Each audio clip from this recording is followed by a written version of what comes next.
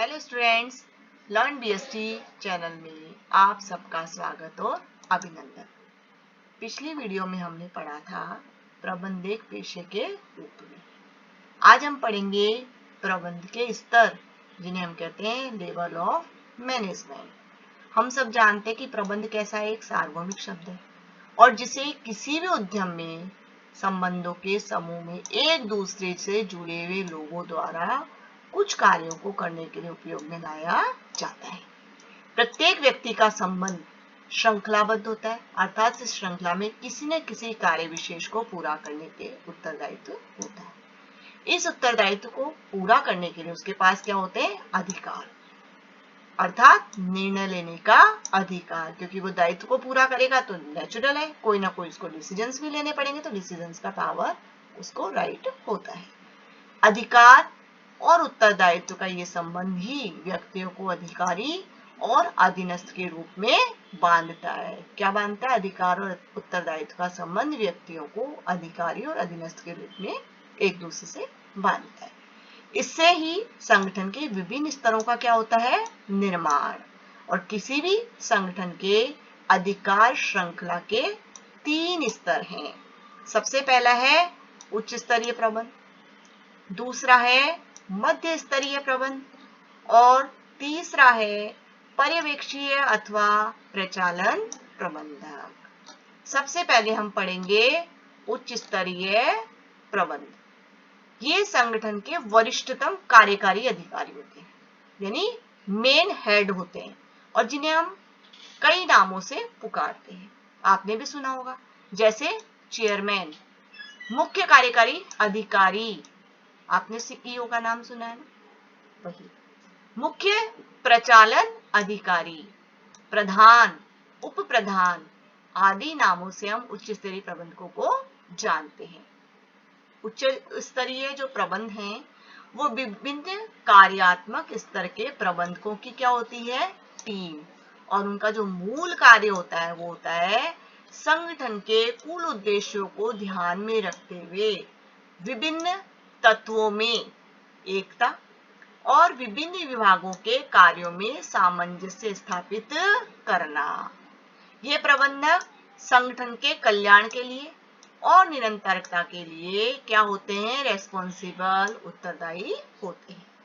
Firm के जीवन के लिए, यानी फर्म लगातार चलती रहे लंबे समय तक, ये व्यवसाय के पर्यावरण और उसके प्रभाव का क्या करते रहते हैं? एनालिसिस करते रहते हैं, यानी विश्लेषण करते हैं। और ये अपनी उपलब्धि के नए संगठन के लक्ष्य और व्यू रचना को क्या करते हैं? तैयार, यानी जो भी योजनाएं बनाई जाती है वो किसके द्वारा बनाई जाती है? उच्च स्तरीय प्रबंधकों के द्वारा। आपने देखा होगा हमारे सीएम हमारे राज्य के उच्च स्तरीय प्रबंधक हैं और वो एक टीम के साथ कार्य करते हैं। आपने सुना होगा समय समय पर वो बैठक करते हैं, योजनाएं बनाते हैं, उन योजनाओं को इंप्लीमेंट करवाने के लिए दिशा निर्देश देते हैं। व्यवसाय के सभी कार्यों और उनके समाज पर प्रभाव के लिए क्या होते हैं? उत्तरदायी होते हैं। और उच्च प्रबंध का कार्य चूंकि क्या होता है? बहुत ही जटिल होता है, कठिन होता है, हर कोई इस कार्य को नहीं कर सकता। साथ में कैसा होता है?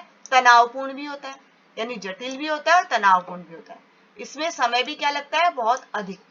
तो संगठन के प्रति ये कैसे होते हैं? पूर्ण प्रतिबद्धता रखे हुए होते हैं, इसलिए इनके अंदर पूर्ण प्रतिबद्धता की क्या होती है? आवश्यकता। नेक्स्ट है मध्य स्तरीय प्रबंध। ये कौन होते हैं? उच्च स्तरीय प्रबंधकों, और हमने 3rd नंबर वाला बताया था ना, वो नीचे स्तर के प्रबंधकों के बीच की कड़ी होते हैं, यानी उनकी मीडिएटर होते हैं। ये उच्च प्रबंधकों के अधीनस्थ होते हैं, यानी उच्च स्तरीय प्रबंधकों के नीचे कार्य करते हैं, इसलिए उनके अधीनस्थ होते हैं। और निम्न स्तर के जो प्रबंधक होते हैं, जिनको हम कहते हैं प्रथम रेखीय प्रबंधक, उनके हेड होते हैं, ठीक है, यानी उनके प्रधान होते हैं। इन्हें सामान्यतः क्या कहते हैं हम? विभाग प्रमुख, जैसे स्वास्थ्य विभाग के स्वास्थ्य मंत्री हैं, ठीक है, तो ये होते हैं विभाग प्रमुख। मध्य स्तरीय प्रबंधक उच्च प्रबंधकों द्वारा विकसित जो नियंत्रण योजनाएं हैं और जो व्यू रचनाएं, उनके क्रियान्वयन के लिए उत्तरदायी होते हैं, अर्थात ये उन योजनाओं को कहां प्रेषित करते हैं?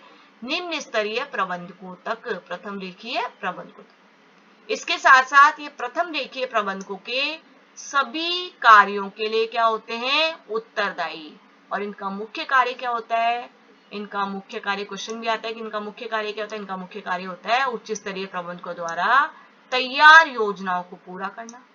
और इसके लिए वो क्या क्या करते हैं, उच्च प्रबंधकों द्वारा बनाई गई योजनाओं की व्याख्या करते हैं। किनको, पर्यवेक्षी और प्रचालन प्रबंधकों को। दूसरा, अपने विभाग के लिए पर्याप्त संख्या में कर्मचारियों को सुनिश्चित करते हैं। नेक्स्ट, उन्हें आवश्यक कार्य सौंपते हैं, दायित्व सौंपते किन्हें, अपने विभाग के कर्मचारियों को। इच्छित उद्देश्यों को प्राप्त करने के लिए अन्य विभागों से क्या करते हैं, सहयोग करते हैं। और साथ ही साथ वे प्रथम पंक्ति के प्रबंधकों के कार्यों के लिए भी क्या होते हैं, रेस्पॉन्सिबल, उत्तरदायी होते हैं। नेक्स्ट है पर्यवेक्षीय अथवा प्रचालन प्रबंधक, ये तीसरे स्तर पर होते हैं। संगठन की अधिकार पंक्ति में फोरमैन कहते हैं इनको, फोरमैन और पर्यवेक्षक निम्न यानी सबसे लास्ट में आते हैं। पर्यवेक्षक जिसको हम सुपरवाइजर के नाम से भी जानते हैं।